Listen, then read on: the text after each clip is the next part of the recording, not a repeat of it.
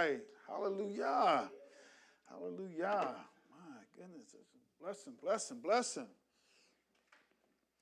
All right. We say shalom, shalom. Welcome, everybody. Come on in. Come on in to Yah's house. We thank you for your time, your attention that you are going to give unto the Most High Yah on tonight. We certainly pray that through the teaching of Torah that somebody will receive something that will help you as you go on your journey. Truly, we're in a time where we need Yah. We need His only begotten Son. We need His only begotten Son in this hour because if He had not thought about us and to redeem us through Yahushua Mashiach, we would be eternally lost.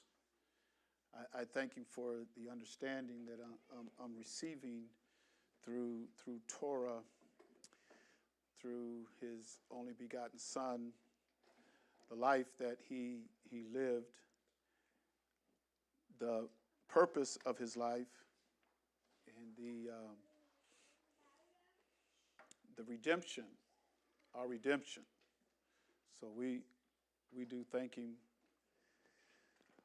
for that, and we're still waiting for that day. Shaul had said that the day of our redemption is near. The day of our redemption is near. He said it's high time that we awake out of sleep, for the day of our redemption is nearer than when we first believed. And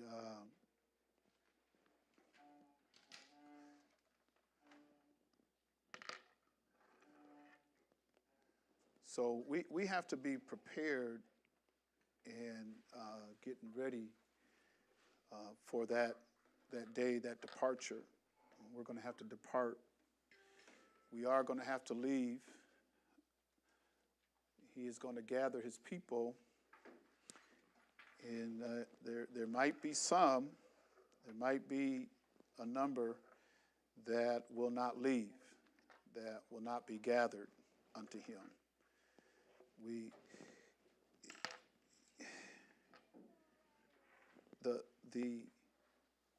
The deception that is in the land. One thing that Satan, what he has, the most powerful thing he has is deception.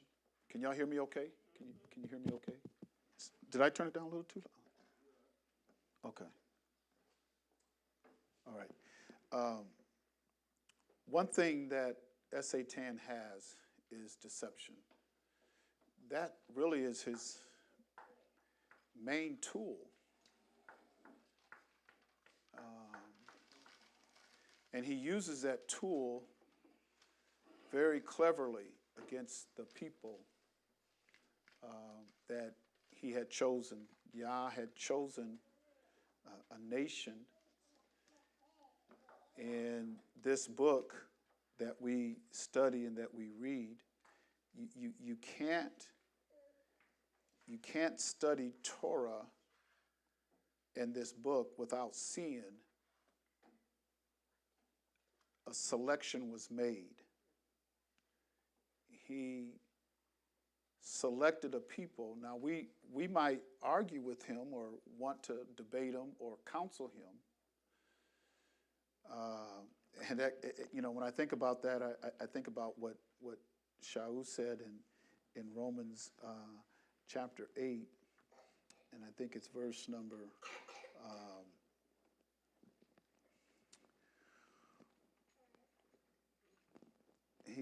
he asked us who is his counselor, or who has counseled him. So the one thing that that he's always had is deception. So if you can get through deception, if you can see clearly, then you know how to chart your life. You know how to chart for the set sail and chart if you know or if you can see clearly. And he's always wanted us to have an understanding and to know him in his Torah.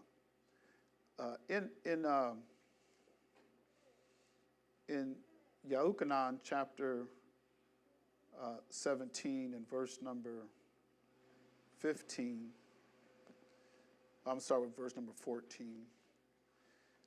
Yahuchanan 17 and 14, he says, and this is the prayer of Yahusha. This is the prayer of our Messiah. I know a lot of times we quote Matif Yahu, Matthew chapter 6, right? And starting at verse, I think it's verse number 9, I think it is, and it says, when you pray, pray after this manner. Our Abba, which art in heaven, hallowed be thy name. Thy kingdom come, thy will be done in earth as it is in heaven, in the Shamaim. And sometimes, a lot of times we say this is the Lord's prayer. This is Yah's or Yahusha's prayer. We're supposed to pattern our prayer after that. That is the model of prayer. It's the model of prayer. When you go into your prayer, you should approach Abba. And I don't know why people have a problem, but they do.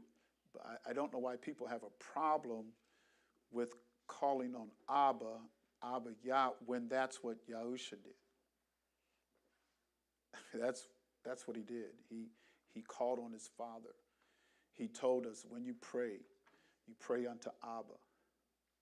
Our Abba, which art in the Shamaim, hallowed be thy name. And we prayed that his kingdom come and that his will be done in earth as it is in the Shamaim. So our prayer, our modeled prayer, is our approach to Abba in humility. He's sacred. And we should be praying that his kingdom is set up here on earth. That's what we should be praying for.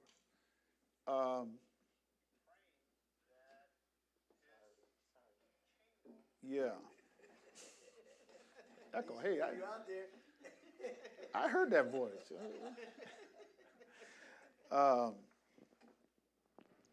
So when he ascended up, after his resurrection, he ascended up, his disciple says, are you going to restore unto us the kingdom now? He says, it's not for you to know the day or the hour. You just have to fulfill the will. You have to go and do what I have instructed you to do. You go into all these nations and you teach and you preach. You teach whatever I commanded you. That's what you teach them. Because there is a time where he's going to set up his kingdom on earth. And so that's what we pray for. And I know a lot of us, I believe with all my heart that if Yahusha was here today, or if we lived back in that day, our lives would be totally, some of the things we do now is unrecognizable unto him. And we think we're saved and sanctified. I shouldn't say unrecognizable, because he knows. I mean, he can see, right? He knows the heart of man. But some of the things that we do in his name, is just so contrary to Torah. And a lot of that is because we've been deceived. When you're deceived, you'll move and live and move in a way that proves, when Torah enlightens you and brings it out, that proves, man, I don't know how I could do that for so many years. I didn't realize I was so off track. I didn't know. And a lot of it is because of teaching. A lot of it is because of teaching. And that's the Satan knows, if I can keep them from good sound teaching. Didn't Shaul say that? They would heap to themselves teachers having itching ears. They're going to move from sound doctrine. They're going to move from sound doctrine, and all they want is a hot message. Stomp, spit, and sweat. That's what they want, you know. So because when Shaul talked about doctrine, you cannot build doctrine without precepts. You can't. You can't build doctrine. If you build a doctrine without precepts, then you're going against Torah. You're just going against Torah because he instructs us. This is how you build doctrine. This is how you teach doctrine. Precept upon precept, precept upon precept. That's 4 precepts. So how you going to preach a message and you ain't bringing out no precepts? But that's how we get deceived. That's how we're easily moved because we're creatures of emotion. We're emotional creatures. So you get somebody that's got some charisma that can work a voice and put an organ behind it. And then, I mean, folks, mothers get to doing this. Move back and forth in the church. Folks get to rocking. Because of the charisma and stuff. No precepts. No precepts. In fact, you should shut down churches and stuff if they don't bring out precepts. You didn't bring out no precepts today? Shut it down. Because you're going to get into deception. And that's how we got deceived. In Yahuchanan 17 and verse number 14, this is Yahusha speaking and in his prayer to his Abba. And he told us, our Abba. So I'm honored when I get down on my knees and I can pray unto Abba. And I know that the Ruach in me, when it cries out, sometimes I can't even announce it. It just, with groanings and stuff. That's the spirit of his son, that intercessory prayer. The spirit of his son crying out. And Abba, Abba. And we have that intercessory where I can't even speak what I want to speak. And the Ruach just comes in and just takes over. But this is his, I was going to say last prayer, but I don't know for sure if it was his last prayer, but I know because he had prayed 3 times in the garden. He prayed 3 times. But this was one of his last prayers. And listen to what he says. I have given them thy word. I have given them thy word. The words that Yahusha gave us was commandments, was the writings of the prophets. Just go back and look at everything he said. Just get the red letter. You got the red letter. And read everything that he said. He never went against his father. He brought up Moses' teachings. He brought up the prophets. He said in Yahuchanan, the 10th chapter, it says, in your law, it says, and he goes to Psalms. Your law says, and he goes to Psalms. So this is what he brought out. He brought out precepts. He brought out prophets. He brought out Moses' teaching. Things that he brought out, if you teach them today, folks reject. Listen what he says. I have given them thy word, and the world hath hated them. The world hates. If you stick with Torah and you stick with these statutes and commandments, the world's going to hate you. You're going to be hated. You're going to be hated. Yeah. I want a big fan club. I want a lot of likes. I want a lot of followers. I'm getting out here and all this social media, and then I get upset because I don't have 1,000 followers. Right? And I don't know if that's, 400, 500? I don't know. I need, when I put something up there and I post it, I get 200 likes. And then you're upset if you only get 2. But he says, now, you have my Torah, my word, the world ain't gonna like you. The world ain't gonna like you. You can post something on these what do you call social media, stuff like that, talking about the commandments of Yah, and you'll get blasted by churchgoers. You'll get blasted by churchgoers. Yeah, I mean, and that's all Yahusha brought out was Torah. He says, I've given them thy word. The word of Abba, he spoke it from, he took men out of the Old Testament. One of the one that they give credit to write in the first 5 books was Moses or Musha, but he gathered a lot of writings from other writers, and Enoch even wrote, because it talks about the prophecy of Enoch. Enoch prophesied. Who said that? Who said Enoch prophesied? Jude, didn't he? Yeah, they call him Jude, but it was Yahuda. Judah or Yahuda, they just called him, shortened it up, called him Jude. They wanted to change the names of everybody. They wanted to change the names of everybody, so we don't want you connecting back to that now. So we're going to change your name. And because this is and I know some people get, man, why does he get off on that? Why is it? This is a Hebrew book. It was. Don't get mad at me. That's what it was. It was a Hebrew book. It was written in Hebrew. Yahusha spoke Hebrew. He didn't speak Greek. He didn't speak Armenian. He didn't speak Latin. He spoke Hebrew. He spoke Hebrew. Even how do you know he spoke Hebrew? Because when Shaul was on the road to Damascus, and that light struck him down, right? And a voice came from the Shamaim in the Hebrew language. And he says, it's me, Yahusha. Why you crucified? It's hard to kick against the pricks. I mean, he was speaking in Hebrew. So why does he got to say that? Salvation is not in Hebrew. Yahusha says, ye worship you know not what. We know what we worship. For salvation is of the Yahudim. And so if you don't want to go back and understand that and travel with that, not in basketball because you get in trouble, but travel with it, move with that, then you're going to understand there's things written in that language that is beneficial to me because I can understand Abba, because that's the language he spoke. I've given them thy word, and the world hath hated them because they are not of the world, even as I am not of the world.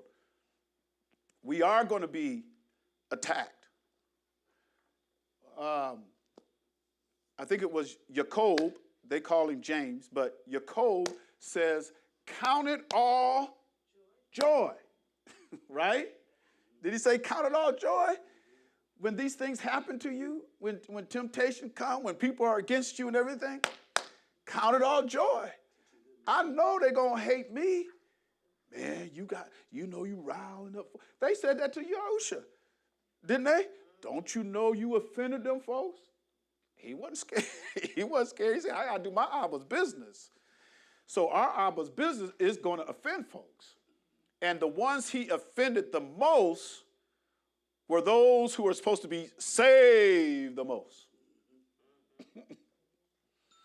Those religious people of the day, scribes, Pharisees, Herodians, those religious folks are the ones that he offended the most. And they was always there to try to trip him up. But he says they're not going to be liked. They're not going to be very popular because the world doesn't like them. Because I'm not of the world. They're not of the world. Listen to what he says in verse number 15. I pray not that thou shouldest take them out of the world. And everybody's talking about, I can't wait to get out of here. But his prayer was, I pray that you don't take them out. Don't take them out. And I know we get tired. Sometimes folks get tired. I'm just tired of living. I'm just tired of living like this. I see a lot of stuff that goes on, and I'm listening to a lot of news. I got my ear tuned and stuff, and I get tired of a lot of the junk and the stuff that I listen to. I get tired of it. And I said, Abba, send your son. When you come back, I'm ready to roll. I'm ready to roll. But he says, I pray not that thou shouldest take them out of the world, So it ain't going to be no, I'm disappearing, I'm going to fly away. If you do fly away, you're flying to meet him and going to be where he's at. He's going to gather his people, and then you're going to be where he's at. He's not going to be in the Shamaim. He's going to be down here on the Arats. That's where he's going to be. So if I do leave here, I'm going to go see him, and then I'm going to be with him here. I don't know how come people don't believe Torah, especially in Revelations, when it says that we're going to reign as kings and priests. Where? In the Shamaim? You ain't reigning in the Shamaim. Torah don't say that. I'm going to reign in the Shamaim with Yahushua. No, he's going to be down here on earth reigning. And we're going to reign with him on earth. That's just what it says. As kings and priests, and that kings and priests means we're going to be in the order of Melchizedek. Just like Yahushua was in the order of Melchizedek, we're going to be in that order to reign with him as kings and priests. Now, if we're going to reign with him as kings and priests, what, you going to reign over some animals? You're going to reign over nations. We're going to reign over nations, which means there's going to be other people. I'm not saying you have to realize that Torah and the prophets speaks about judging all these nations. Even Yahushua said, the 25th chapter of Matthew, he talks about, I'm going to gather all these nations. I'm going to gather all of them. You a goat, you a sheep, goat. I mean, he's going to judge them on how they treated his brothers. That's how he's going to judge them. On that note, in Zechariah chapter 1, and then it's, I think it's 16, 15. Zechariah 1 and 15, and he's dealing with these nations, and it says, I am very sore displeased with the heathen that are at ease. For I was but a little displeased, and they helped further the affliction. Talking about what the heathen nations did to his people. He was displeased with Yasharel, so he led them into captivity. And he told them, this is what's going to happen to y'all. Y'all, you're going into captivity. You're going to be in all the nations that you're going to be scattered to the four corners, and all those nations you're going to be few in number in those nations. You're going to be the minority. You ain't going to be the majority in those nations. They're going to rule over you with a rod of iron. All of that is written, that what was going to happen to Israel. He gets upset with the heathen because they took it too far. You went too far. And so all of those people, and Yahushua brings this out in Matthew 25, he says, when I was hungry, you didn't feed me. When I was thirsty, you didn't give me nothing to drink. When I was naked, you didn't clothe me. When I was in prison, you didn't come visit me. He goes through a list of things, right? And then they say, wait a minute, time out. When did we see you naked and didn't clothe you? When did we see you hungry, didn't feed you, thirsty, and didn't give you something to drink, in prison, didn't feed you? He says, when you didn't do it to the least of my, what did he say? When you didn't do it to the least of my brethren. You didn't do it to the least of my brethren, you didn't do it unto me. So these heathen nations have gone too far. And so he's going to judge them. He says here, they helped forward the affliction. They took it too far. You pushed it too far. I had them under curses and you under blessings, but you took it too far. So now you got to deal with it. All these nations are going to deal and meet Yahushua, but there's going to be people that we are going to reign over as kings and priests. We're going to reign over as kings and priests. And we don't know how big that new earth is. We don't know how big it's going to be. But there are going to be other nations, other people, and we're going to reign and rule over them. So he says, I pray not that thou, this is Yochanan 17:15, I pray not that thou should take them out of the world, but thou shouldest keep them from what? So if you evil and you wicked, you're going to meet your judgment. He's talking about his people. I'm not saying take them out of the world. I don't want them to be evil. There's a difference between sin and transgression and then being evil. You can transgress. Is it all good? Everything? You can transgress and sin and repent and be forgiven and go on with your life. Somebody that is evil,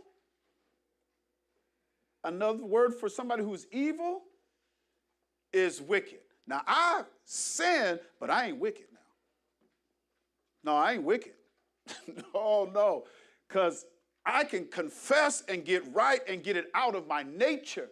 Somebody that's evil and wicked, it's your nature. You can't help but be evil. You got some folks can't help but be evil. It's a all day, everyday job because it's your nature. It's your character. There's a difference between a righteous person that falls 7 times. We read that in Torah. A righteous man will fall 7 times, but what? He gets back up again. But the evil, so that's why you got to keep reading the rest of that. The evil fall into mischief. It's embedded in them. They can't get out. They can't get out. So you can, man, I did it. And you have something, I did it again. I did it again. I did it again. I mean, how many times are you going to go to Yahusha and say, I did it again, I did it again, before he realized you just got an evil character. Your character is evil. A wicked person, when you study Proverbs, and we read Proverbs 6 today, right? And everybody should know what Proverbs 6 is because it talks about 7 things that Abba Yah hates. I mean, there's 7 things that Abba Yah hates. Let's go there. Proverbs 6 and verse 16. It says, these 6 things doth Yahuwah, what? He hates. He hates. And if you find something in here that's just in your character and that you can't come out, that's evil. That's wickedness. So here's the things that he hates. Yea, 7 are an abomination unto him. And what it means by 7 are abomination, it means that 7th one is extreme hatred. Not just hatred, but yeah, this is going all the way to the end. This last one goes all the way to the end. And so he says it here. Number 1, something that he hates is a proud look. It's a proud look. And sometimes, especially when I study who we are and the trouble we got, what you got to be proud of? I mean, what you got to be proud of? I mean, we ought to just be so thankful and so grateful he didn't cut us off. Because a lot of our fathers and mothers and ancestors were cut off. And when they come back in their resurrection, they're going to be judged on that. But he's given mercy unto us. What did Yahusha say when those people went into the temple to pray? And you had the Pharisee and the scribe, and they went in there, they held their head up so high, and they had these big lofty words and a beautiful prayer and everything. And then there went in a sinner, and he was so ashamed he couldn't even lift up his head. He just cried and said, forgive me. I'm a sinner, forgive me. That's all he could say is forgive me. Didn't have no lofty words or nothing. Yahusha says, Abba heard his prayer over theirs. So, I mean, what do we got? But some of us have a lot of pride, stuck up with pride. A lying tongue. Somebody can't, because he hits this one twice. A lying tongue, which is breaking commandment number 9. A lying tongue and hands that shed innocent blood. That person hasn't done nothing to you. in fact, try to help, and sometimes just try to stay out of your way, because they know how you get. Hey, I'm just getting out of here. I know how this person gets. You know. And so what do? Instead of just, you know that they're easily harmed. They're easily harmed. So what do?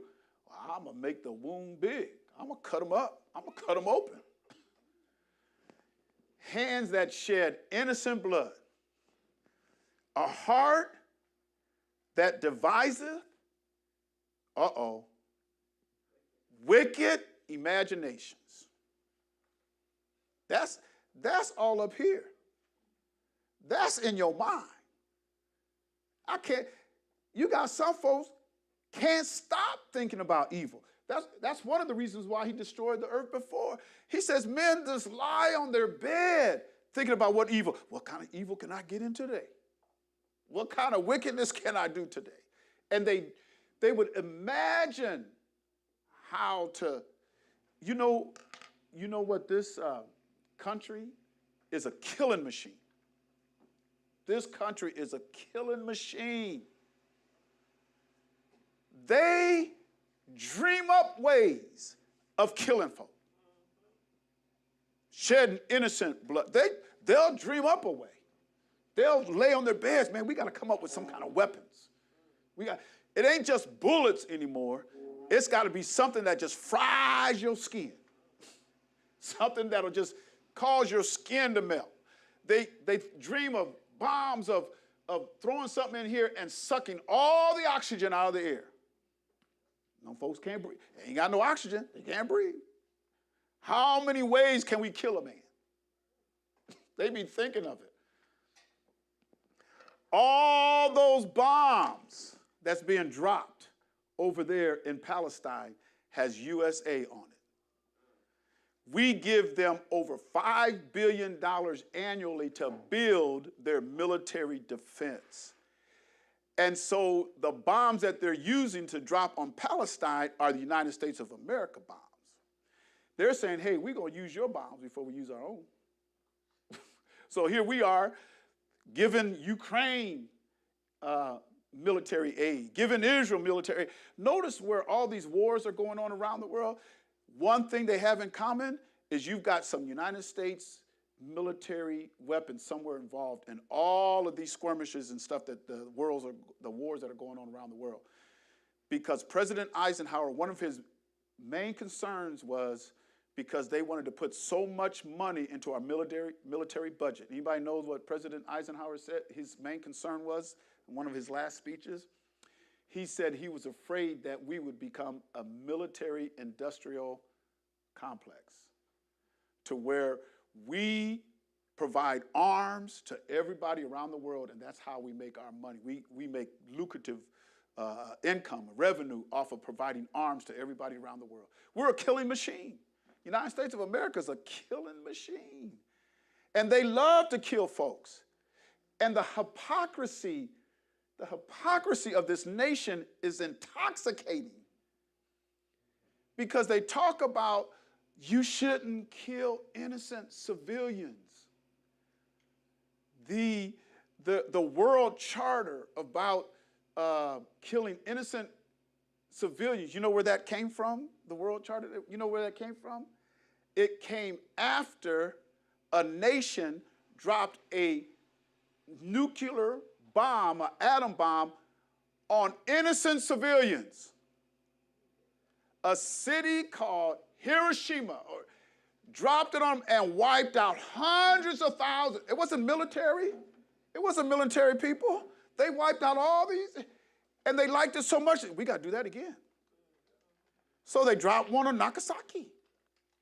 And after that, they came up with a world charter that you have to separate innocent civilians from the military muscle of these nations. If you're going to war, you have to go to war against their military, not against innocent civilians. That came up after Hiroshima and Nagasaki. The only nation to do that, and yet we're the ones telling every other nation And we're the ones saying we don't want that nation to have nuclear bombs. We don't want that nation to have nuclear bombs. What? Ain't nobody dropping no nuclear bombs but you. In the history of man, the hypocrisy of this nation is intoxicating. When I listen to all of this rhetoric and all this stuff that they do, but they don't want you to look at history. They don't want you to bring that up. Just like they don't want us to look at history. Oh no, don't you bring that up. Oh no, critical race history. No, we can't teach that. We can't teach that because they don't want stuff to be revealed because it will show just how wicked they are. A heart that devises wicked imaginations, feet that be swift in running to do mischief. He hates that. He hates that. Always getting into mischief. It says they run to mischief. You see trouble coming. And if it ain't to your liking, you're going to stir up something. I'm going to stir this pot up. Instigators. And a lot of times your instigators, they don't get in fights. They just instigate them. They want to see that mischief. Yeah, they ain't the fighters. They just the ones that started. Well, I got that one started. Let me go do something else now. Feet that be swift to run in the mission. A false witness that speaketh lies. So you got a lying tongue, and then you got a false witness that speaketh lies, because you know how it is. I gotta protect your back.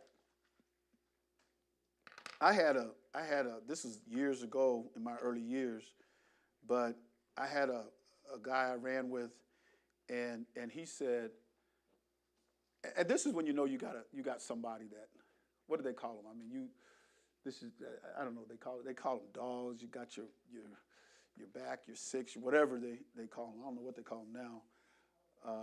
Homies, homies and stuff, your bros. We're cut from the same hood. And this is when you know you got somebody that's got your back. Because he told me, he said, and it surprised me, but he said, I'd rather lie for you than lie to you. That's what he told me. He said, I'll lie for you before I lie to you. And I go, man, this guy's pretty deep with it, I'm going to lie for you before I lie to you. So I could trust him. I knew what he was telling me. He's going to tell me. And if he didn't like it, he's going to tell me. So, and this is back in my 20s, but somebody who speaks lies is when they're supposed to tell the truth and they don't tell it. You get called up in a court of law or something like that, and you're supposed to tell the truth and you don't tell it. That's a false witness, because you got to protect your bro. I mean, that's a code in the streets. You don't tell, man, don't you say nothing to the cops.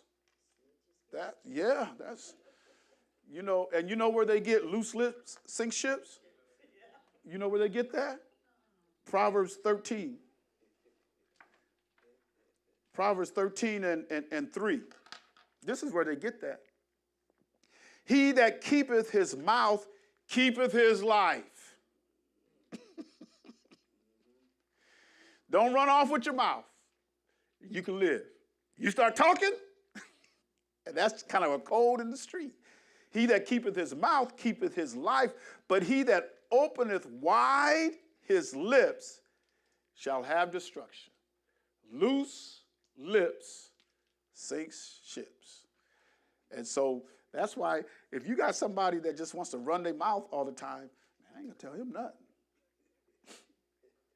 Because them lips just constantly running, man. And sometimes you go around and they're telling you about your business. How did you know that? I didn't tell you. A lot of times I'm kind of careful, and I try to account, the people that I've told certain things to, because then I know if it spreads all over, then I know who told it. It's narrowed down. I only told 2 people. Yeah. You was one of them, and it's all over. So this is where they get loose lips sink ships. I want to finish up in where we were Proverbs 6. The last one, this is the seventh one is what he says is abomination unto him. And that is he that soweth discord among brethren. He hates that with extreme hatred. You coming in just to put a wedge between your brothers. You got two brothers that are close, you don't like it, so you want to put a wedge between them. You got two sisters that are close, you don't like it, I'm going to bust that up. I mean, people with attitudes like that, I'd just rather just don't come. I'd just rather have a handful of people and have some peace and shalom and grow than to have a larger place and you got folks just set on evil, just want to do, I got to disrupt this thing. I want this one to cry and to go after their sister and be upset. I want to do it. I want to come between them. Or, I'm going to do something to where they don't ever come back here.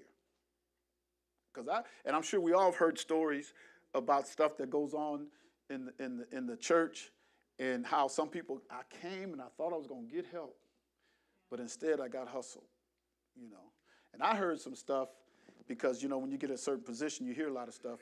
But I heard some stuff that'll make you mad. That'll just make you mad. When you hear that about people, it's like, man, just, so, and we pray, Abba Yah, I don't know how you do it, and I'm glad you Yah, and I'm not, because some of this stuff,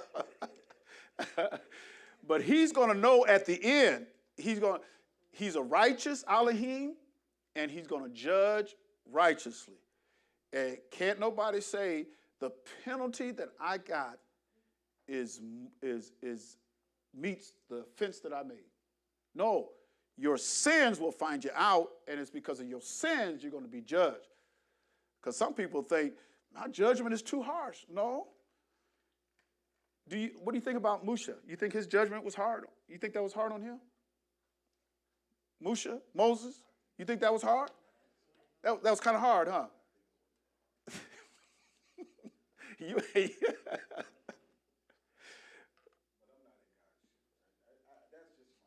Yeah. Because to whom much is given, the higher up you go, look at the judgment. Man, David had to go through some stuff in his lifetime. I don't think he lived to be 60, and he died. But it was because of a lot of his sins that he committed. Now, Abba Yah said, this is a man after my own heart, but he still meted out judgment on him. And Musha, he said, speak to the rock, and he smote it. And nothing came out. So he smote it again. And then here comes the river. And so when it came time for him to go over, he said, you ain't going over. Because you didn't sanctify me. When I said, speak to the rock, you smote it. And so he had to die without going into the land of Canaan, to the promised land. Off of that one thing. And I'm sure if we looked at our lives, man, I'm start going down that list. I got a whole list. I got a whole list of stuff. I'm going, man, any one of these he could check off. Yeah, but see, the higher up you go, and you're a mouthpiece for the Most High Yah, then you got to walk a fine line. It's the laity a lot of times that are out there, and man, they just do all kind of stuff and everything, and the person that's standing in the gap is, pray for you, hope you're all right, you're going to be judged. I can't take away the judgment from you. I'm not Yah, so you are going to be judged. And our judgment is going to be measured by Yahushua HaMashiach. Because that's what it says. We're going to be measured by him. Now, some of us might think, that's just not fair. That's just not fair. Didn't he say that? Acts 17 and 31. Because he hath appointed a day in which he will judge the world in what? Righteousness. He's a righteous Elohim, so he's going to judge righteously. By that man whom he hath ordained, and we're going to find out who he ordained. He didn't call his name out here, but you can, I'll give you 3 guesses. Whereof he hath given assurance unto all, in that he hath raised him from the dead. So who is that man that he's ordained that we're going to be judged righteous by? Yahusha. That's the only one. He's the only one rose from the dead. He ain't going back. So he's going to judge the world in righteousness by that man whom he hath ordained, which is Yahushua HaMashiach. We all have an appointment, all of us. And that's why, and I know how Shaul, I know how he feels, because with the Corinthian church, and he was saying, and Corinthian church was bad now. They had a lot of stuff going on. They had a man that took his father's wife. When they came together for Pesach, for the feast, and they took of the body and the blood, they was getting drunk. I mean, and so he had to deal with this body of people. But in Corinthians, he says, I want to present you as a chaste virgin unto Christ, unto the Messiah. I want to present you as a chaste virgin unto Christ. That's what he want to do with the church like Corinth. So, yeah, because you spend so much time in study, prayer, teaching the people and everything, and there's some things we should have overcame some things by now. And so you still have to, you got to be patient, you got to pray with them, you got to work with them and everything. But you got to let them know, and I always try to tell y'all, that's why I keep bringing this up a lot of times, you guys got an appointment with them. You're going to have to meet him. And sometimes we get so nervous. Oh, I'm scared. I don't want him to come. Oh, nope. I don't want him to come because I'm not ready. I don't want him to return yet because I'm not ready. But a day is coming that you're going to have to meet him. But we don't have to be so fearful and shaking in our boots and knees knocking if we're doing good. Because he says in Revelation chapter 22 and verse number 12, because I know I'm going to meet him, but he says, and behold, I come quickly, and what is with him? So he's giving out rewards. He is going to give out judgment. Oh, yeah, he's giving out judgment. Because he's going to tell the ones who worked iniquity, he's going to say, depart from me. I never knew you, ye that work iniquity. But he's giving out rewards too. He says, behold, I come quickly. My reward is with me to give every man, according as his work shall be. So how you working? How's that working out for you? You ever heard that before? How's that working out for you? Hey, it's working out pretty good for me. I know I got to put in the work. I got to put in some work. I got to put in some knee time. Every morning, down on my knees. And I've been praying for a couple for years. Been praying for this couple. And I told her I might say her name tonight. She said, oh, that's okay. But Dolores Holmes called me today. And we talked on the phone, had a good conversation. And I told her when she first called, I said, prayers answered. That's the first thing I said, prayers answered. Because it was a surprise to me, but I had been praying. And so sometimes, I'm just thinking right now, maybe it should not have been a surprise. Because then it's like, what, don't you think he's going to answer prayer? We pray, we want him to answer prayers. That's why we pray. We want him to answer. So maybe I shouldn't have been surprised. Maybe I should have said, I knew you was going to call, we was going to contact, I just didn't know when. But I said prayers answered. And was able to speak with her. And so that was encouraging to me, because I know I got to put in the work. I got to put in the work. And it says in Proverbs, he that winneth souls is wise. And then he says that, we should bear The reason why he gives us things is that we might bear much fruit. He says, I am the vine, you are the branches. Now, if you bear some fruit, and then you can stay on the vine. But if you don't bear fruit, what does he do? He cuts you off. I'm going to prune you. I got to prune this tree. I'm going to cut them off. But those who are bearing fruit, and the fruit is the fruit of the Spirit, which we should know those 9 fruit. Love, joy, peace, long-suffering, gentleness, goodness, meekness, temperance, and faith. Boom. Y'all should, when I say fruit of the Spirit, you should just boom, all 9 of them. I didn't have to think about it. Why wouldn't I have to think about it? Because it's fruit. It's on the tree. I don't have to, unless you got to look and see what kind of tree am I? What are you bringing forth? So I know the fruits of the Spirit. I've studied it. I know it's in my mind. It's in my heart. So now, if it's in my mind and in my heart, now I got to put it into action. I got to do the work. I got to put that work in, because I know when he returns, not only is he going to return and he's going to judge me, but he's going to give me my reward.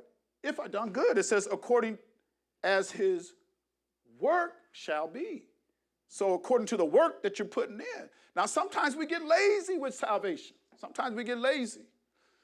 And that's why he says in Hebrews,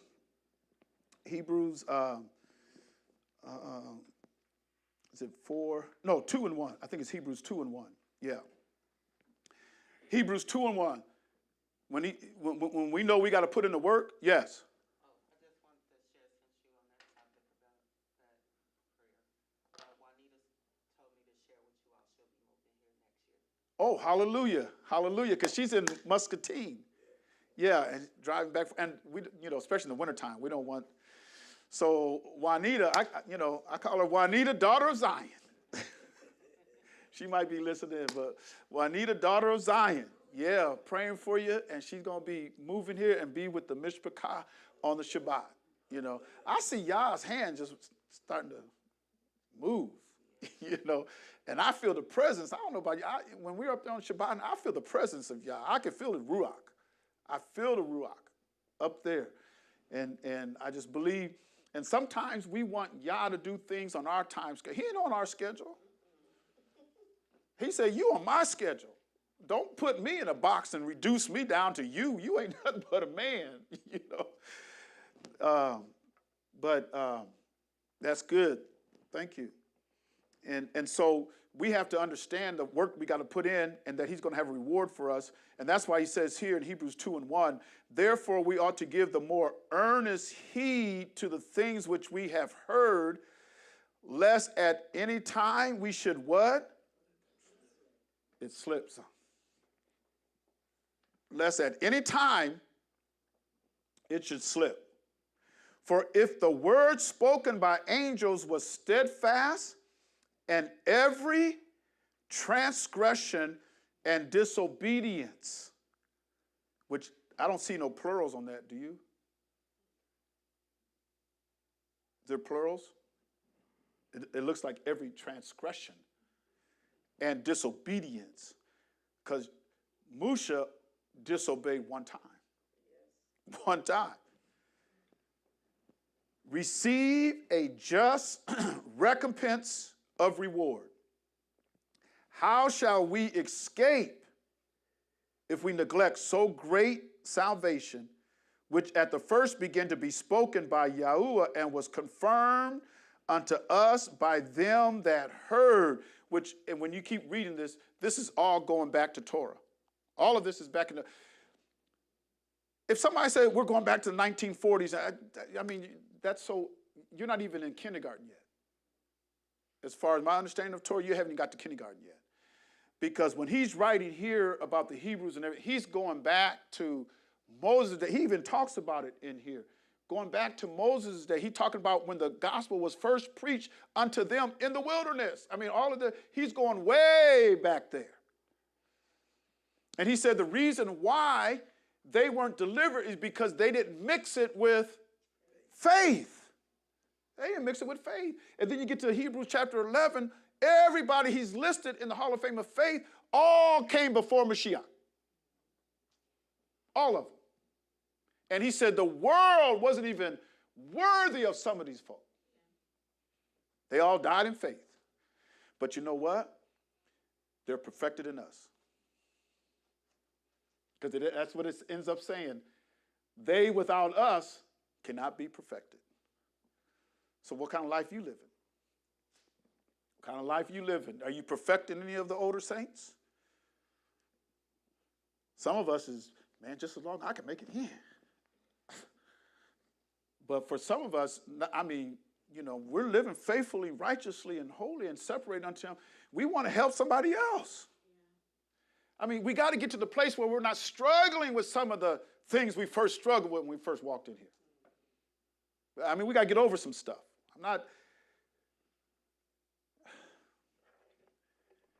We just got to get over some stuff.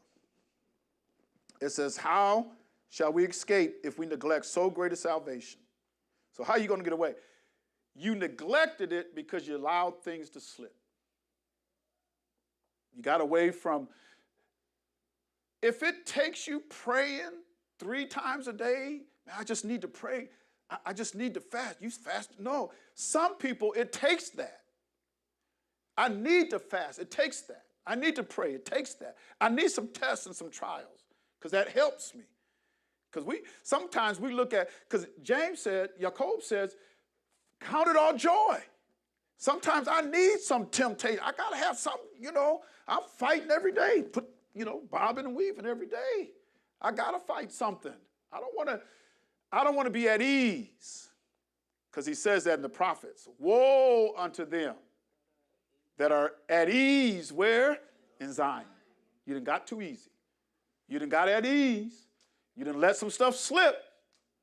You know, and if you're not careful, you're going to neglect your salvation. So I can't let that happen. Because when Yahusha comes, he's going to come out with some rewards now. And it's going to be according to our works. So when people say, it ain't about works, there's some people I just shut down. I just shut down because I know too much. I can't go back on that. It ain't about works. All you got to do is believe in it. He's going to give me a reward according to my works. Am I going to believe you? And am I going to believe him? Because some people will tell you, all you got to do is believe. It's just about faith. You ain't got to do nothing. Jacob, James, says, show me your faith without I'll show you my faith. I ain't going to say nothing about faith. I'm going to show you mine by my works, what I'm doing. And he goes on to say, faith without works is, you're dead. So all these folks talking about, all you got to do is believe. All you got to do is have faith. Oh, you're saved by grace. I shut them down. You don't know. A lot of times you don't even know what grace is. You don't even know what grace is. Because when you speak of grace, and I taught this before, you know, you have to, the lesson of first mention. And there's a lot of things when we study in Torah, we should go back to the first mention. And if you want to study grace, you got to go back to the first mention of grace, which is in the 6th chapter of Genesis, in verse number 8, where it says, Noah found grace in the eyes of Yahuwah. Grace is not a New Testament, what we call a New Testament. It's not a New Testament thing. Grace was way back before the flood. That's where grace was. So you can't say, well, grace came out, and I'm so glad grace came out with Yahusha. Yahusha brought grace. No, grace was back then. You got out of grace. You got out of grace. And so Yahusha had to bring it back. He brought it back to us. And we're going to get closer to Pesach because we get closer to Pesach and the dealing with that blood and the covenant. The covenant.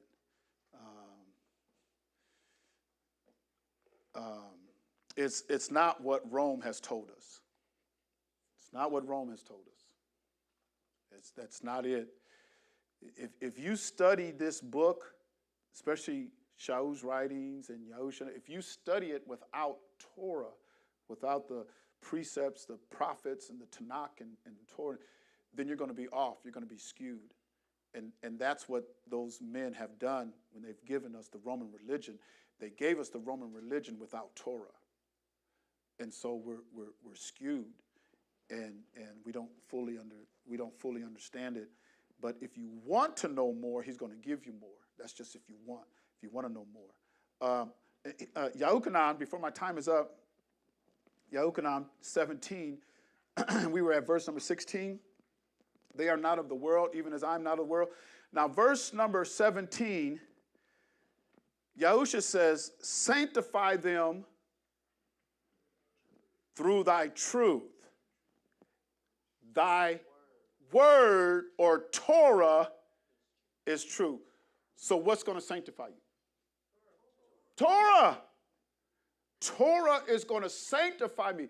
When Yahusha prayed this prayer, only the scrolls that they had was Moshe's writings and the prophets. And that's what Shaul used. Because he told us that in Acts 28. He was out building the kingdom with the law of Moses, it says it right there, and the prophets. And that's how he built it. Because that is truth. Torah is truth. So when he says, sanctify them through thy truth, Torah is truth. Thy word is true. Everything he spoke is true. There's a lot of things that he put in Torah that are concealed and hidden. And it's the glory of Elohim to conceal a thing, but it's the honor of kings to search it out. I got to dig for it. I got to dig. I'm going to dig and search some things out because I know there's hidden things in there. But I'm sanctified by Torah. Torah is going to, when you look at being holy, holy is Kodesh, which means set apart. I'm set apart. He set us apart. Sanctification now is I got to get to work. I've got to do, while I'm set apart, while you set apart, what you doing? I ain't doing nothing, man. I'm still out to lunch. Wait a minute, no, what did he sanctify you to do? What are you doing with your sanctification? Because he tells us this is how we possess our vessels. He says that in Thessalonians. That's what Shaul said in Thessalonians. I possess my vessel in sanctification and honor. So what am I doing? What am I doing? Everybody here has something to do in Yahusha's body. Everybody here has something to do in Yahusha's body. And being faithful unto that will sanctify you. I'm sanctified by the works that I do because he set me apart so that he could use me. He set me apart to use me in this office. He set me apart for this. So I'm set apart, which is Kodesh or holy, but I'm sanctified through my obedience and the work and the things that I do, my ministry. I can't sing. That's not my ministry. I can't sing. It ain't a good thing or a bad thing. I just say it ain't me. Now I'll try. I'll try to carry a tune. I'll be searching too. Can you find my key?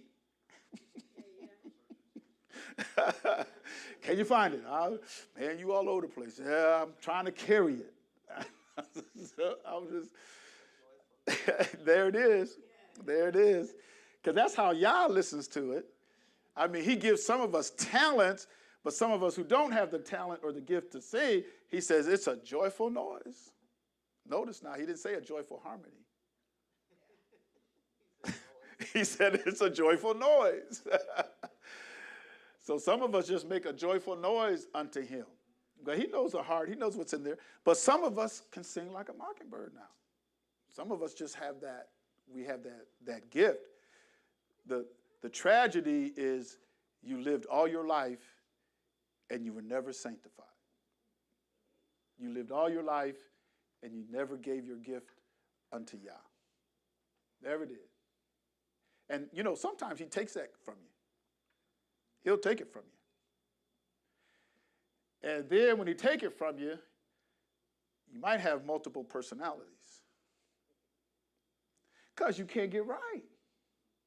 You can't get right. No matter what you do, you can't get right.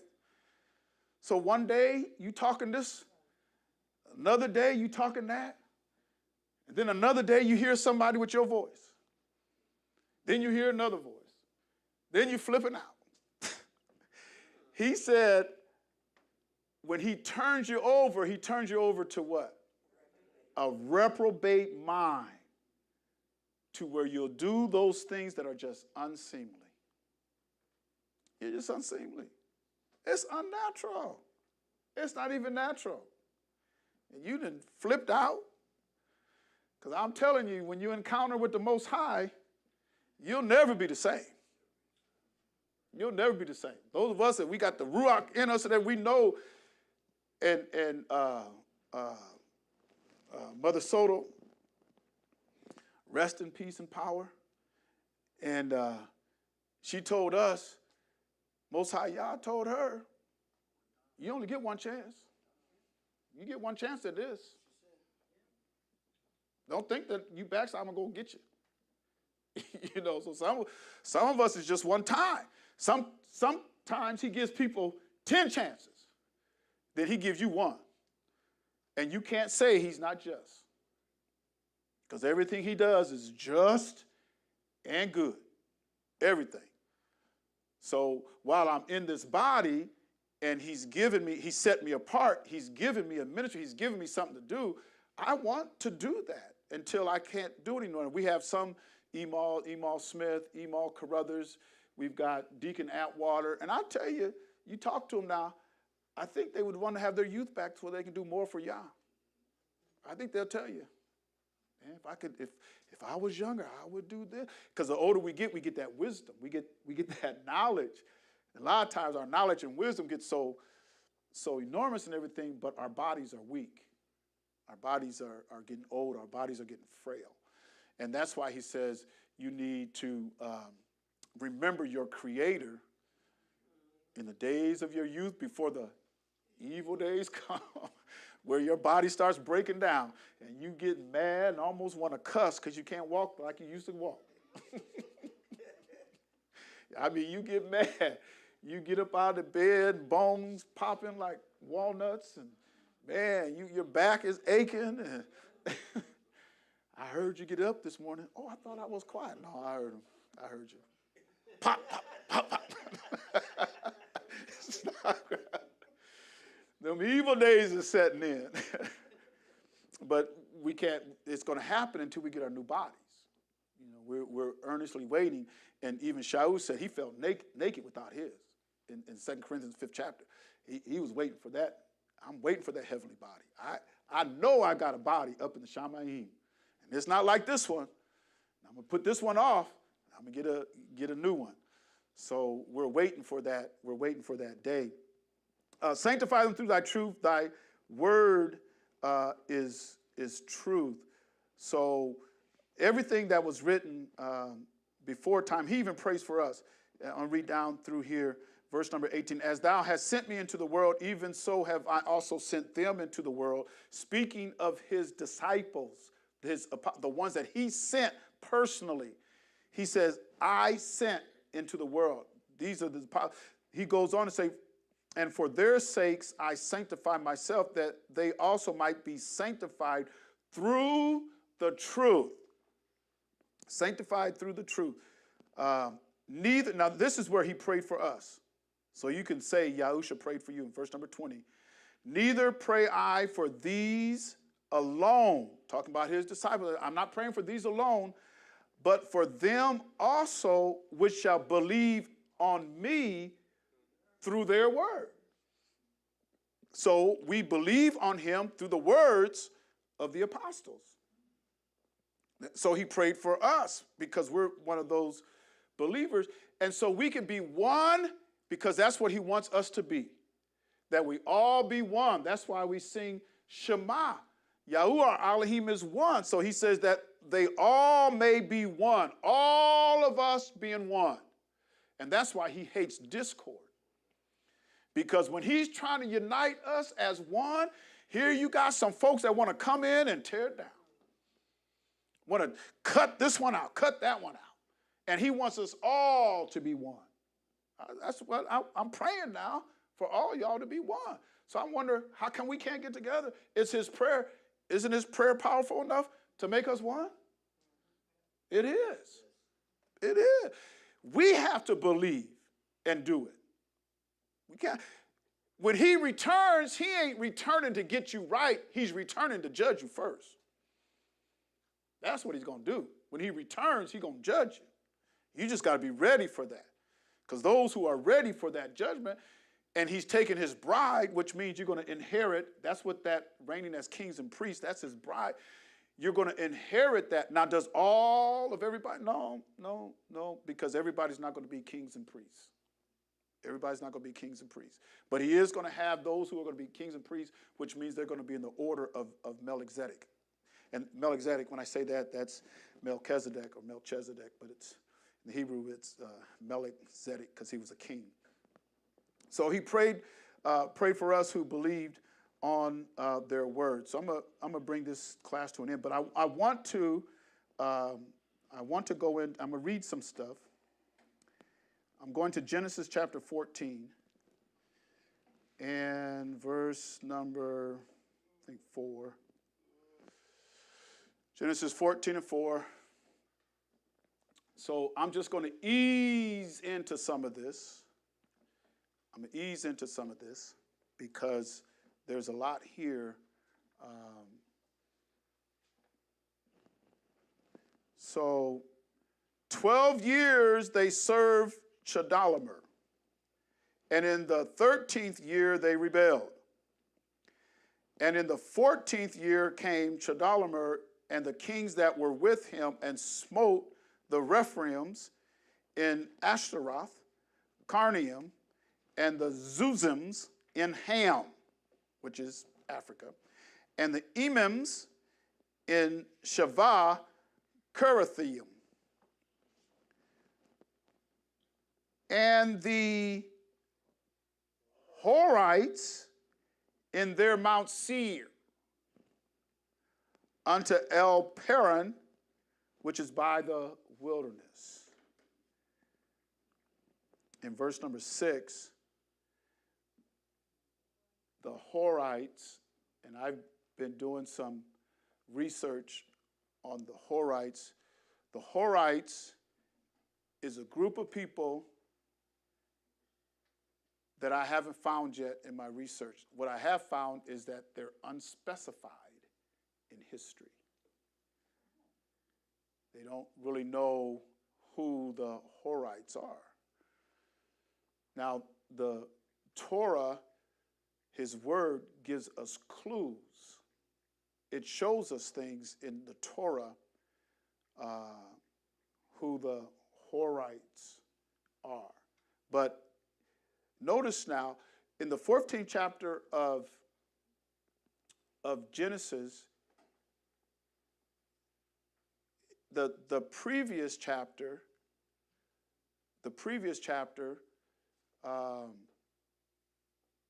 he's dealing with, you know who he's dealing with in this chapter here, 14, previous chapter, 12, 13, 14, and 15? Abraham, yeah, they call him Abram first, Abram. And at this particular time, Abraham had not received the promise. He hadn't received the promise. Because what was the promise? He was going to have a son. He was going to have a seed. He was going to have a son. So at this time, he had not received the promise. But the Horites in their Mount Seir, does anybody else know what the name of Seir means, or who is associated to Seir? Okay, and where did Edom come from? Esau, and Esau was not Jacob.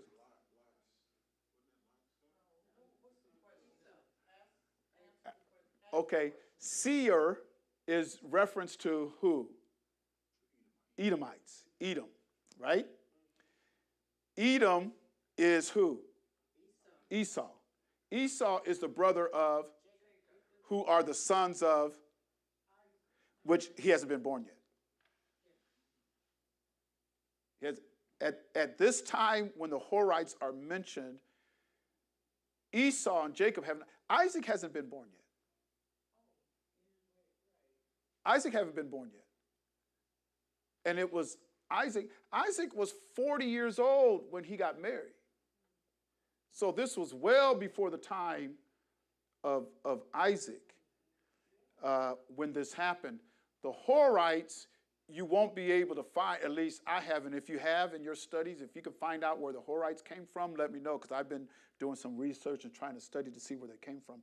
But the Horites in their Mount Seir. So I'm going to look up that word Seir, S-E-I-R. It's H8165. Seir means hairy or shaggy. Shaggy. Shaggy. Okay, he is the patriarch of the Horites. When it says he's the patriarch of the Horites, what does that mean, the patriarch of the Horites? He's the father. He's the father of it. So he's the father of the Horites. And even before Genesis 14, I was trying to, where did these Horites come from? Because there's no direct lineage to anybody out of Genesis 10. And what's in Genesis 10 is the table of nations. But there's no direct linkage to anybody in Genesis 10. So the Horites, the patriarch of the Horites, the inhabitants of Edom before the descendants of Esau, before Esau got there. You had the Horites. You had Seir, who that was the father of the Horites. He was there before Edom, before Esau. But there was something common about Esau and Hori, or Seir. Yes, yes. And what else? Red. Red. He was red all over. So when you look at Seir, and there's different definitions in here, strong, and you've got the Brown Driver Briggs. Now, the ancient Hebrew lexicon, when it comes to proper names of people, they don't break that down. For some reason or other, they don't break down proper names. So you got the Brown Driver Briggs, and you've got the Strongs. And so this is what Brown Drivers Briggs says.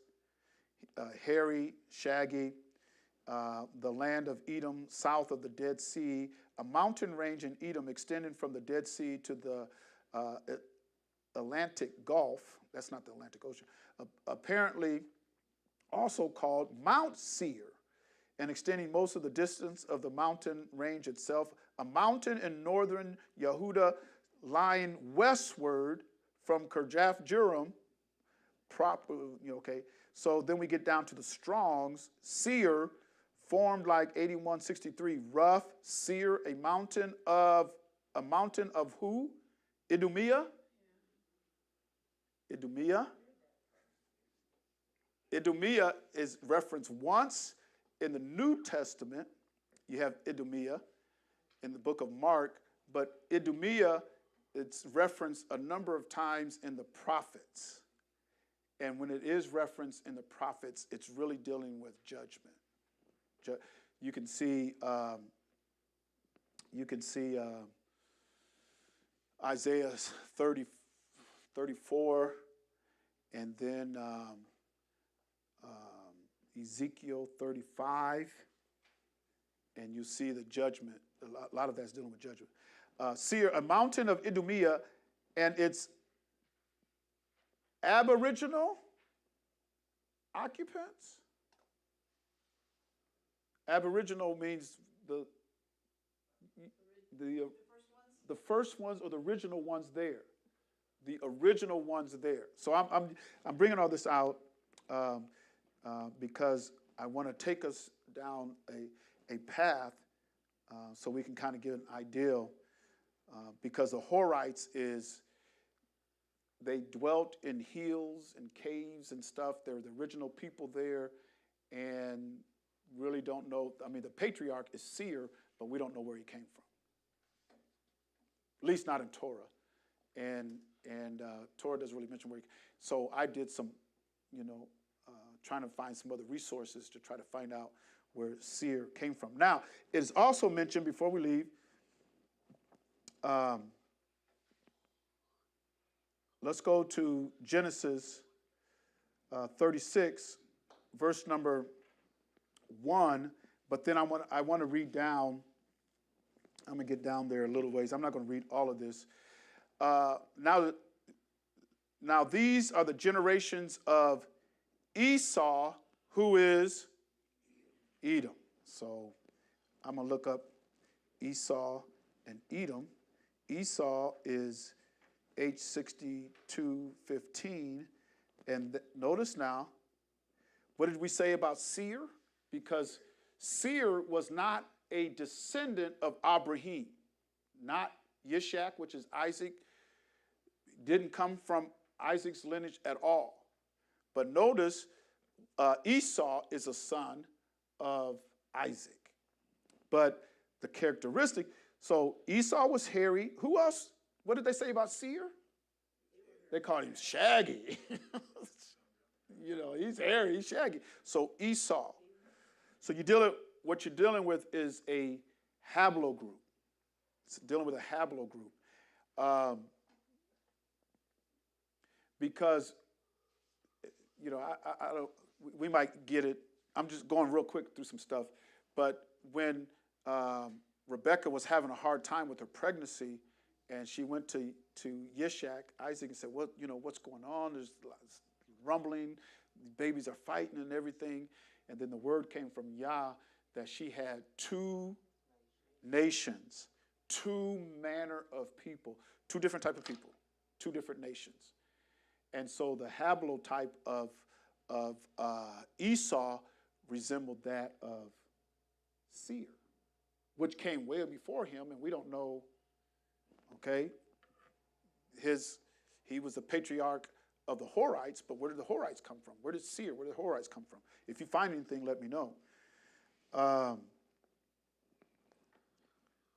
Esau, apparently a form of the passive participle, sense of handling, rough, that is sensibly felt. Esau, a son of Isaac, including his posterity. Okay, that's Esau. Now let's look at Edom, H123. Edom, red. So he's hairy, red. Edomite, Idumean, which means the Idumeans came from Edom. Yes. Adam is yeah. It means blood. It means blood.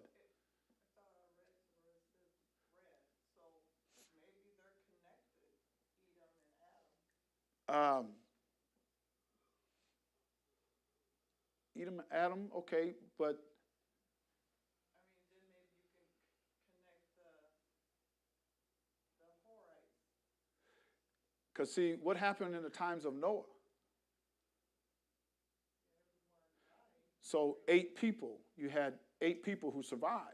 So everybody should come from those 8 people. But in the beginning they came from Adam. Right. But so then the Horites might have survived the flood? No, I'm just saying that they're probably great cousins or something. Yeah.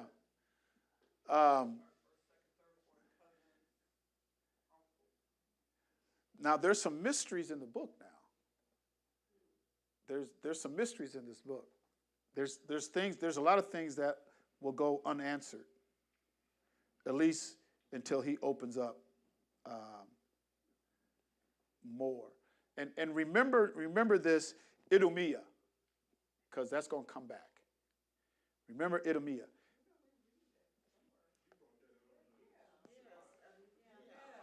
Uh-huh.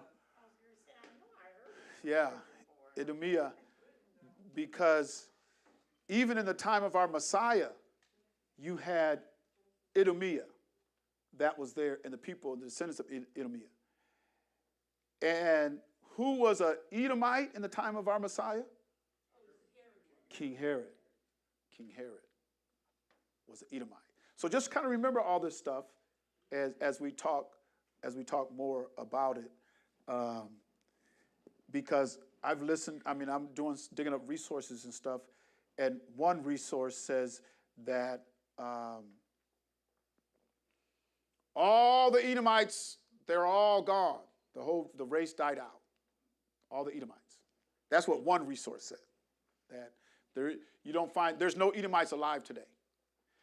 Now, if that's true, then the judgment that we read about in Obadiah and in Isaiah 34 and in Ezekiel 35, all of that's happened then.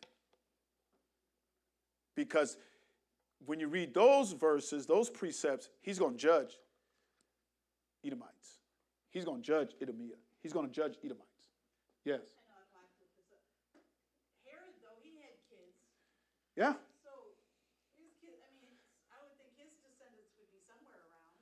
Yeah, and see the Edom still exists. the Herod that was there when the Mashiach was born, and when he was 2 years old, he went into Egypt. That Herod, but the Herod that we speak about in Acts, the 12th chapter, and some other chapters, that was his son. He was just named after his father. Yeah. So if father was an Edomite, then he was an Edomite. So you still have some Edomites that was in the 1st century, going into the 2nd century and stuff. But they, one resource said that they died out, which I don't believe. So what I'm doing is I'm trying to get all the information on the Horite and the Horites and everything, seer, and then follow the Edomites. Because here's something important as we close out tonight. This is important. Listen to verse number 9. These are the generations of Esau, the father of the Edomites, in Mount Seir. These are the names of Esau's sons: Eliphaz, the son of Adah, the wife of Esau; Ruel, the son of Bashemath, the wife of Esau. And the sons of Eliphaz, listen to this. And the sons of Eliphaz were Teman, Omar, Zepho, Gatam, and Kenaz. And Timnah was concubine to Eliphaz, Esau's son. Timnah was a concubine. Okay? So we're going to go down, and so he starts to list all of the dukes, right? Now, down to verse number 20. Because see, a lot of times people, when they say the son of, people get sleepy. I don't want to deal with the son of. A lot of times we just skip over all these sons. Son of, and we just skip over it. But there's things hidden there. These are the sons of Seir, the Horite, who inhabited the land. This is not Esau now. Now we're dealing with Seir, the Horite.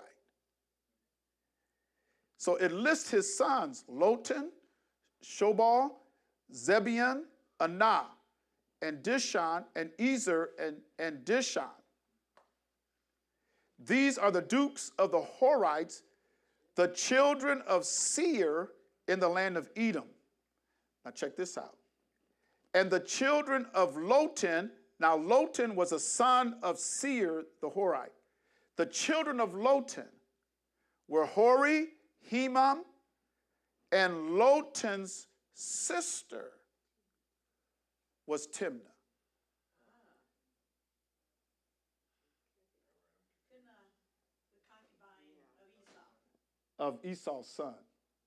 So Esau's son, Eliphaz, had a concubine by the name of Timnah, who was a Horite, and her father was Seir. Seir the Horite. He had Lotan, he lists his sons. Then it says, and Lotan's sister was Timnah. So when you see who Timnah was actually the daughter-in-law of Esau. Now, because when Esau left, and we'll look at it, when he left Jacob, because their possessions and everything were so much, they had to split. Esau went to Mount Seir, and he made it with the Horites. And so you've got the mixing of Esau with the Horites, who we can't find out where they came from. I looked it up, and they said it's not specified. We don't know where the Horites came from. But Esau mixed with the Horites. Remember, Most High Yah says before they were even born, they were still in the womb, he says, Jacob have I loved, Esau have I hated. He said Esau was a profane person. In the eyes of the Most High, he was a profane person. Profane? Profanity or profane is just something that is objectionable to Yah. It's something that he does not agree with. He finds abhorring. You know, I'm sure there's something we all find abhorring to us. Some stuff we just don't like. Just don't like certain things. To me, it's profane. So profane is, now we can look at profane in a lot of different sense, because he did not worship the Elohim of his father, Yishak, you know.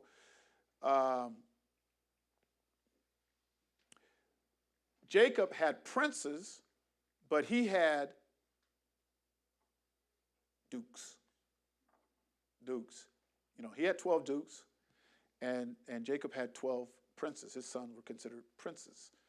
But, you know, you look at his life, and because we think of profane as something like profanity and stuff like that, but profane to Yah is you had to been doing something really objectionable to Yah. He just hated it. I don't like that character. There was something in his character that Yah just despised. Huh? Disrespectful. Yeah, something about him Yah just did not like. And he's seen it from when they was fighting in the womb. He said, Jacob I've loved, Esau I hate. Because Yah knows your life before you live it. Before you live your life, Yah knows. That's why Jeremiah says, he says, you selected me from my mother's womb.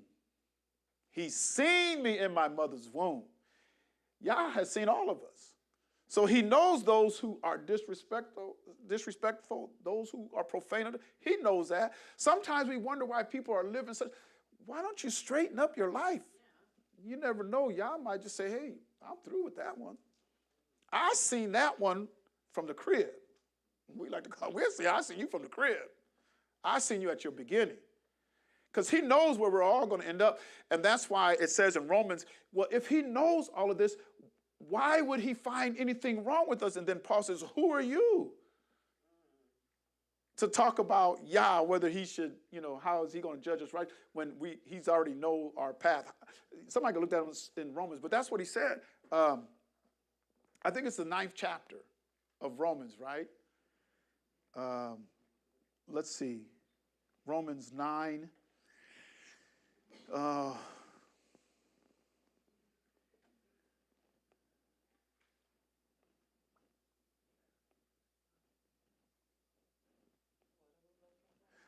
Where he says, how can he find fault? If he,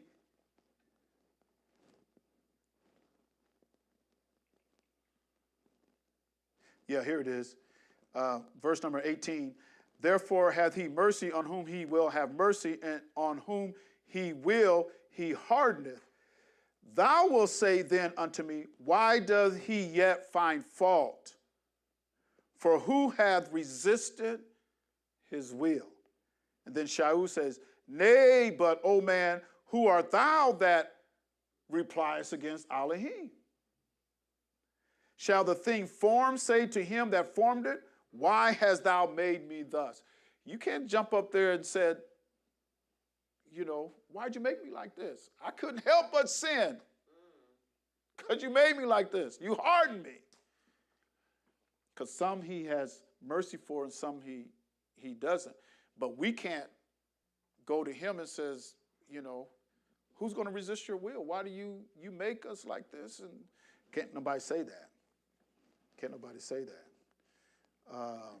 Because he does have, it says it in verse number 22, that he has vessels. What does he have? Vessels fitted to vessels of wrath. He made some vessels that he's going to destroy.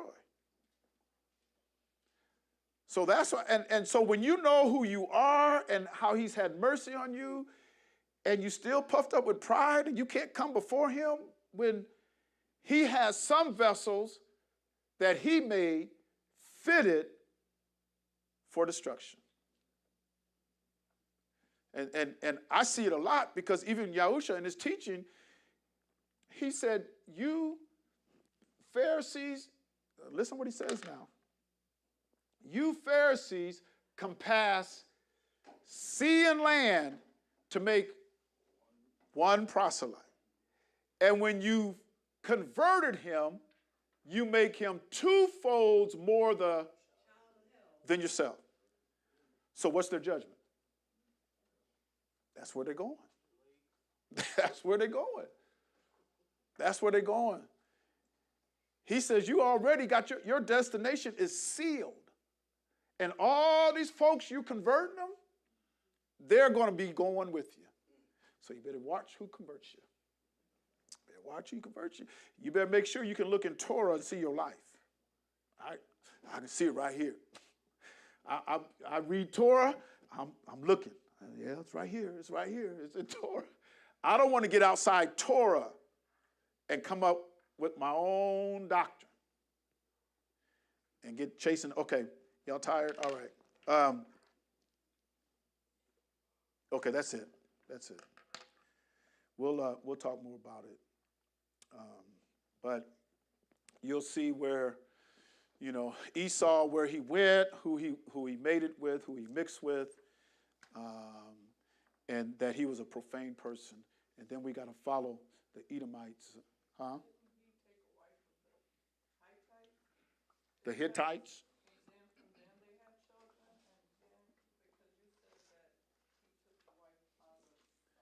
Ishmael's family, he had a Canaanite wife, and then he took a wife of the Ishmaelites because he thought that would please his father.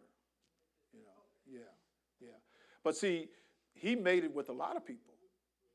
Esau, he had a lot of them. He went, even when he went up to the Horites in Mount Seir, he made it with them. So there's just some things that he did that was just abominable to the Most High. So when he curses you, he curses your seed, everything that came from him. That's why you see the destruction of Edom talked about in the prophets. And I was reading today about a Edomite that had a conversation with a rabbi. And this is going back, because I'm going back in time. This is in the 2nd or 3rd century, somewhere around there. And it was documented. I was reading that. And this Edomite was reading in Torah, because a lot of the New Testament, some of it was, copied and it went in, different languages and stuff. But he was reading in Torah, and he seen the judgment on Edom. And it scared him because he knew he was an Edomite. And so he ran to a rabbi and said, I see prophecy about what's going to happen to the Edomites. I'm an Edomite. Because when you look in this book, there's some things that are just sealed. There's just some things he seals. And if you in with Yah and you're on the right side, you're doing what, I mean, you ought to be so thankful and that you stand to inherit. Hey, I mean, this is something to really be excited about, because when you see the other side and you see what's going to happen to the other side, because this guy was asking about salvation. Because see, our understanding of salvation doesn't go with Torah. Our understanding of salvation is given to us by another nation. And they've indoctrinated us into trying to understand what salvation is. Because with a lot of people, when they say salvation, they think they're going to heaven. It's not what Torah is talking about. It's not what Torah is talking about. But that's the concept we get because that's how we're indoctrinated. And we're also indoctrinated that everybody can be saved. That's not true. And then it's like, what's the definition of salvation? What are you talking about? Well, I want my sins forgiven. Well, now you're talking about a different covenant. And we'll look at that covenant too, especially as we get closer to Pesach, because Pesach is about covenant. It's about covenant. It's about a blood covenant. And we'll look at this. We'll look at this, Matthew 26 and 28. We'll look at this because that word testament is actually covenant. It's not testament, it's covenant. We get the wrong picture. Our understanding of picture is skewed because we think this is a New Testament. Even they indoctrinate us with Old Testament, New Testament. I'm a New Testament saint. I mean, we get all this, we get indoctrinated with this stuff, and what he was dealing with was his covenant.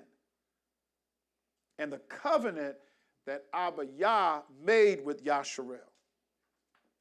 He's dealing with that covenant. That's what he's dealing with here. Because whenever you cut a covenant, what has to be shed? Got to shed some blood. You cut a covenant with the Most High, somebody's going to die. Somebody's going to die. But with us, our covenant, the blood has been shed. So now we're just waiting for the fulfillment. Because a lot of people think, when they think of salvation, wait a minute, you hear so, okay, we'll just end it there. We'll end it there. Any questions, comments? Anything? You guys got any questions, comments? I ain't that good of a teacher. Man.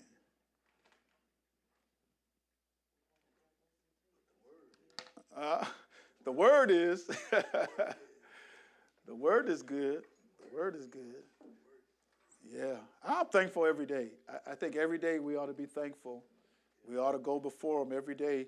And like I said, if you don't have a prayer life, you don't have a relationship with him. Can't have a relationship with him if you don't talk to him. You don't talk to him, you don't have a relationship with him. You got husbands and wives. If they don't talk, they ain't no. Were you deaf, dumb, blind? We don't ever talk. We ever see what? Something's wrong. If you're in a relationship and you don't talk, then you ought to ask him to open up your dumb mouth, because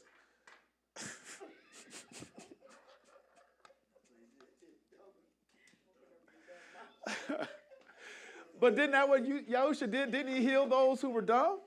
Yeah. Deaf, dumb, and blind. He had to unstop some of the mouths, because their mouth was stopped. So, yeah. So I mean, you gotta talk to him. You gotta talk to him, y'all. You gotta talk to him, and man, I've been praying about something for years, and he'll come by right at the right time. He'll come by at the right time, but you gotta talk to him. Because like I've said before, if the only time you pray is when we come here, you ain't praying enough. You ain't praying enough. If the only time you pray is when we come here, you're not praying enough. You got to have Yahusha went off by himself and prayed. Because you got to have that closet. You get into that closet, and you have those prayer meetings in your closet. I like my closet. I'm not in a physical closet, but I like my safe place where I can go and I can talk to him and I'm by myself. I like that. Once you start doing that, it just becomes habit. It becomes your character. You just do it. If I don't have prayer in the morning, early in the morning before the sun comes up, then the day something's wrong. It's not right because you're so accustomed to getting down on your knee, talking to him, while the airways are open. Because as your day gets started, man, all kind of stuff is going on. All kind of stuff. So I don't want the airways blocked with a lot of activity. I want to be able to. I hear the birds chirping sometimes. Not in the wintertime. You don't hear them too much in the wintertime now. But all right, no questions or comments. Then we're gonna say shalom. Remember the prayer, and we've got our prayer list, and I want to add some things to it. Remember those who be traveling. I think Coachy Parker is going to be traveling. Keep her up in prayer. Our emails, Deacon Atwater, keep them up in prayer, and those who are on that prayer list. I try to see the names on that prayer list and pray for them in my prayer life. But let's pray one for one another because we're getting close, y'all. It's getting close.